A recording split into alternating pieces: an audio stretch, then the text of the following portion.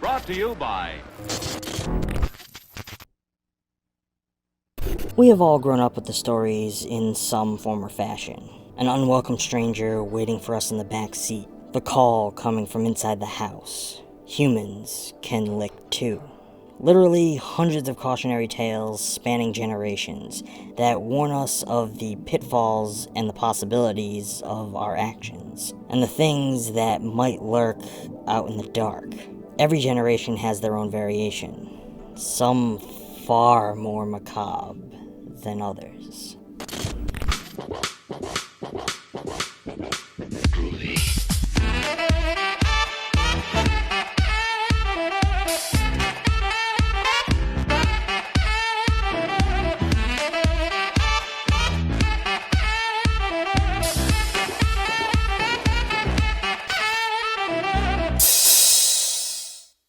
Friends, have you heard the stories about Stanley Hall? Well, the characters in the film that we are discussing today have, and maybe if you ask them really nicely, they will tell you. Because I'm not talking about Stanley Hall.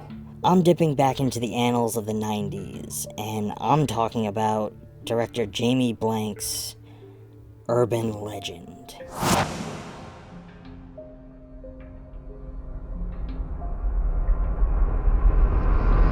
When a series of strange deaths began to occur on the campus of a prestigious Ivy League school, a beautiful and assertive student, Natalie, begins to notice a strange pattern, in that the murders seem to be based on urban legends. Her best friend Brenda and her fellow classmates insist the nature of the deaths are nothing more than coincidence. However, when Natalie begins to get too close to discovering that the deaths are connected, she realizes that she may have made herself the killer's next target. Much like Valentine, this film came in the wake of Scream, during the slasher revival of the 90s, featuring a star-studded cast of very well-known faces in Jared Leto, Rebecca Gay Hart, Loretta Devine, Alicia Witt, Michael Rosenbaum, and a young Tara Reid. Like many conservatively budgeted horror romps, it even finds room for small roles for Robert Englund, Danielle Harris, and Brad Dourif, while making some time to poke some fun at Joshua Jackson. I'm not gonna bullshit you. For the most part, none of the performances here are all that strong, minus a few notable exceptions. There are some subtleties in some of the performances that were pretty nicely captured. For example, when Paul is talking to Brenda, she maintains constant eye contact with him, while he basically goes out of his way to avoid catching her eye. It's as if he knows that she has a crush on him, and he is trying to avoid the awkwardness of not feeling the same way. We see this compounded when we see him talking to Natalie, as he is able to maintain perfect eye contact with her. For me, Alicia Witt doesn't deliver a strong enough performance to be considered any kind of real final girl here. Her demeanor throughout this one is mostly wooden and emotionless.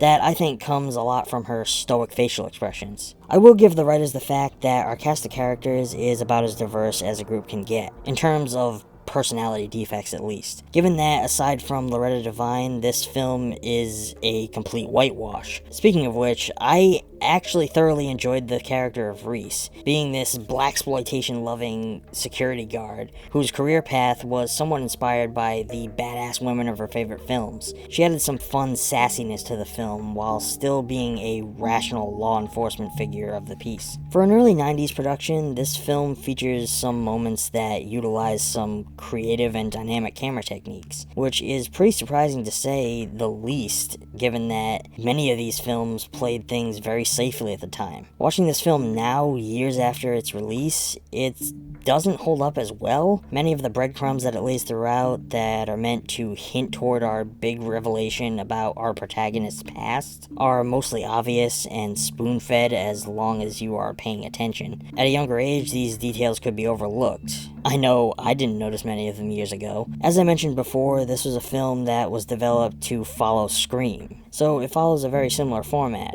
of a slightly outcast protagonist with a tragic backstory, with her core group group of friends who all sport big, over-the-top personalities, and a killer with a fetish, in this case for urban legends as opposed to horror films. The soundtrack is mostly your typical loud and bombastic orchestral arrangement with a healthy mix of music relevant to the decade. A problem that plagued almost all 90s films, but one that has shaped a tone for the era that many somewhat celebrate now. The design of the killer in this one is kept very simple, which I liked a lot. They utilized an outfit that was basically just a distinct winter jacket and ski mask, which was a choice that must have been very convenient and easily obtainable, considering that they chose to make every fucking person on this campus own one. Apparently I'm supposed to believe that they all shop at the same store? Even the skimpy swim team girls? Yeah. That's completely plausible. When it comes to the kill factor, however, like many of the films from this decade, the filmmakers avoided the gore factor as much as possible, never showing more than some mild bloody mess. Overall, I would have to call this one a close to guilty pleasure for me. I grew up loving the ideas behind urban legends and reading various versions of them, so seeing them used for a slasher concept was refreshing after years of Friday the 13th spin-offs that all follow the same basic structure. I honestly enjoy that the writers played with the protagonist's past here in the way that Kevin Williamson did in Scream, making their trauma relevant to the situation and having the cause of the events that unfold throughout the film be caused by an urban legend. I'm giving Urban Legend a B+.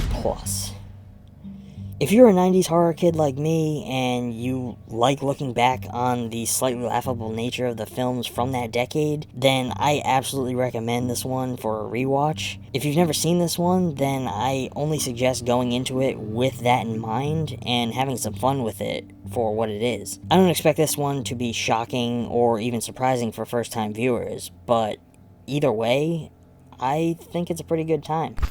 Today's episode of ETF is sponsored by Fiverr. Do you need some help with a creative project, but you just don't know how to find the right person that fits your specific needs? Well, look no further than Fiverr. Fiverr is the world's largest marketplace for online services, allowing entrepreneurs and business owners to make their business better, stay on budget, and get things done in just a click. Fiverr is a unique marketplace with one of the highest conversion rates in the industry. Fiverr is the home for digital, creative, and professional services, providing a one-stop shop for millions of digital services. Currently, Fiverr lists more than 3 million services on its site. Among these services are IT helpers, sound editors, graphic services, video professionals, writers and translators, business consultants, web developers, and many more. The wide range of services, including 150 subcategories, gives you the power to work with a wide range of audiences. And let's not forget Fiverr's Pro option. Fiverr Pro gives buyers an instant access to hand-vetted professional freelancers and also includes VIP customer support, one-click convenience, affordable prices, and secure communications and transactions. It's time that you find the right person to help get that dream project off the ground with Fiverr.